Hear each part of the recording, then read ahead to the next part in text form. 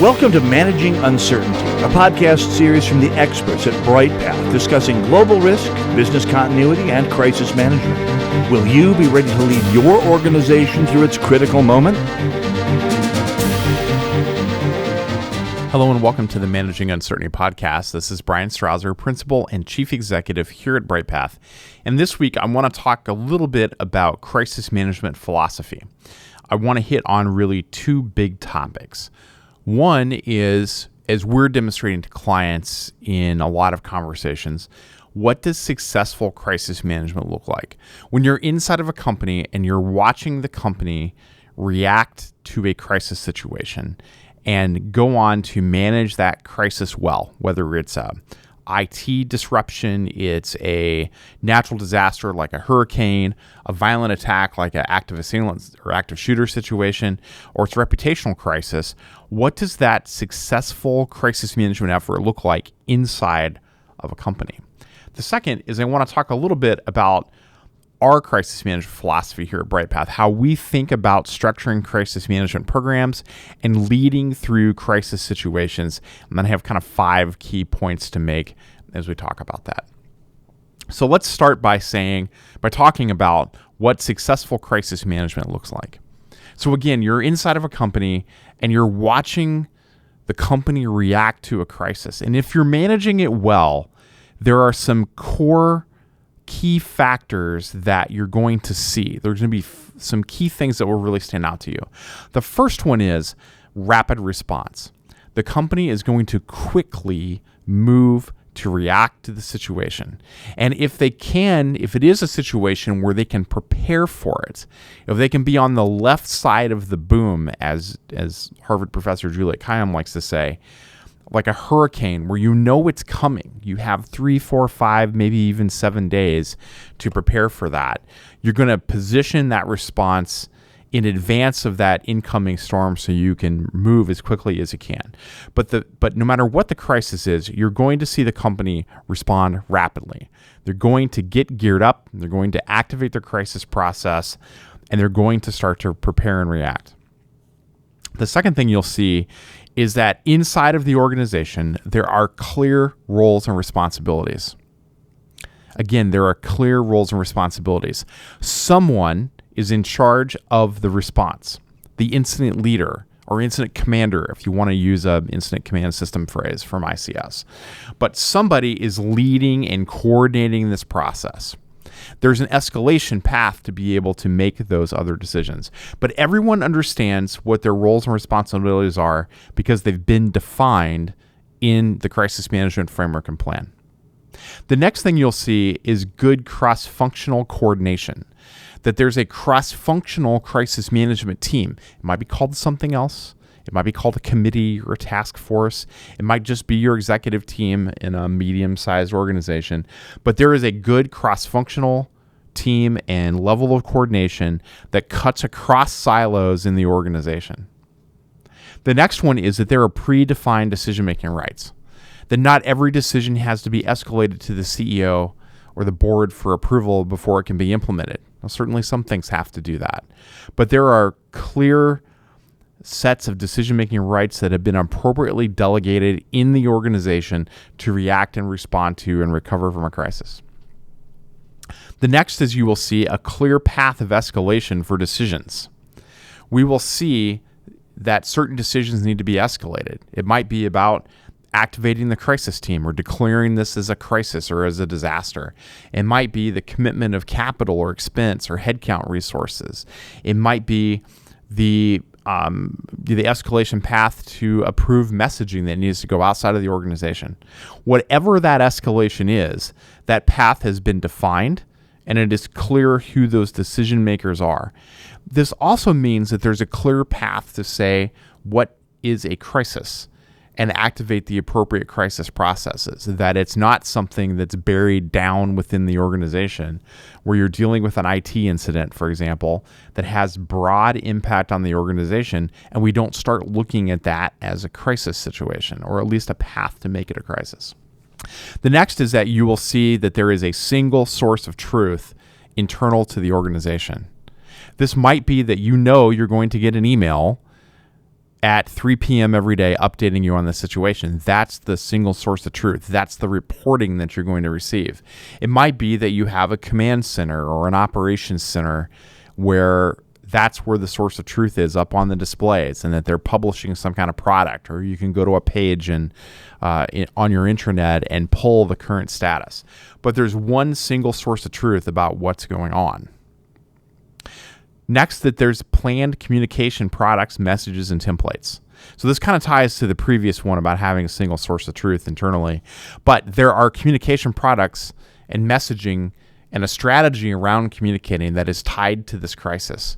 You might be using Microsoft Teams or Slack internally, or another collaboration platform. You might be using email. You might have an intranet. You may have all of these things. And the crisis process, that source of truth, is communicating in a consistent way with consistently, appropriately branded templates across all of those platforms. And lastly, the thing you'll see is that there is a documented and repeatable process within the organization. There is a crisis management plan, and it's not 300 pages long and sits in a binder on the shelf, but it is something that people use. And after the crisis, that there's an after action process that reviews what went well and what didn't, and that gets incorporated into the next revisions of that plan. So again, rapid response, clear roles and responsibilities during an incident or crisis, cross-functional coordination cutting across silos, predefined decision-making rights, a clear path of escalation for decisions, a single source of truth internally to the organization, planned communication products, messages, and templates, a documented and repeatable process, and an after-action process that captures lessons learned and leads you to further mature your plans. With those things in mind, let's talk just a little bit about the crisis management leadership philosophy that when you're in the moment, when you're doing those things that we just talked about, to keep in mind. The first is one of our philosophical principles of crisis management here at Bryghtpath is over-respond to the situation, but don't overreact. And what we're saying here is I want you to, when you have a crisis, to surge your resources, surge awareness at the start of that situation, because it's easier to subtract these things later on. It's a lot harder to add them as the situation evolves. So a great example of this was, back in my retail crisis management days, you had a broad crisis management team, including lawyers. When I got a hurricane going on, in the southeast, and we're responding to that, well, everyone comes to those first calls, including the lawyers. But 2 calls in, I don't need the lawyers in a hurricane. Pretty well-defined process. Not a lot of legal issues come up. I don't need them to be at the table and on every call. I know that I can call them for resources and assistance as necessary. They're still going to get the communication. They're still going to get that single source of truth, but I don't necessarily need them at the table. Now, they're certainly welcome to be there if they want. I don't necessarily need them to be there. So again, we over-respond and we surge the resources and awareness at the start. We subtract them later on. The second thing is to get the right people into the right room to make the right informed decisions. That is at the core of how to work through a crisis situation where you're cutting across silos in a collaborative way. This is where a lot of companies, a lot of organizations just overcomplicate the entire process. This is at the core of crisis management. I need to get the right cross-functional leadership group into the right room, physical, virtual, or both, with the right information to make the best possible informed decisions. Anything else overcomplicates this process. We've got to get this right before we can get the rest right. The third philosophical principle is to leverage your culture as a force multiplier. Find ways to expedite preparedness, response, and recovery within the organization, and connect this to your strategic business objectives. Our fourth philosophical principle here is that complex plans do not equate to a better response or a better outcome. A 300-page plan in a 3-ring binder is going to sit on the shelf and not get used in almost every circumstance. Keep things simple. Keep the process simple. You need leaders across your organization at every level to understand that plan. to understand their roles and responsibilities, to understand their decision-making rights, to understand how to escalate a decision or a part of the situation. And again, what we're trying to do is get the right people into the right room with the right information to make the best possible informed decisions. Complex plans don't help us do that. So keep your plans as simple as you can to achieve your objectives. And lastly, a crisis management team is a team. It's a team. Teams, like a crisis management team, like any team in your organization, has to be engaged regularly. They need to meet regularly. They need to train together. They need to exercise together. They need to share their knowledge and experience, and they need to be partners. They need to have trust in each other. And you can't do that if you're only pulling them together when you have a crisis. You can't do that if you're only pulling them together once a year to tick off the box that you've had an exercise. They need regular engagement. So hold regular meetings with your crisis management team.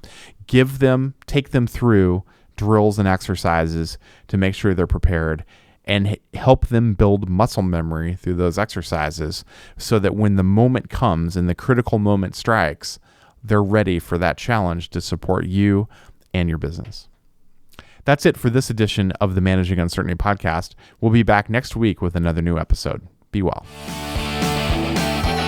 Thanks for listening to this episode of Managing Uncertainty, produced by the experts at Bryghtpath.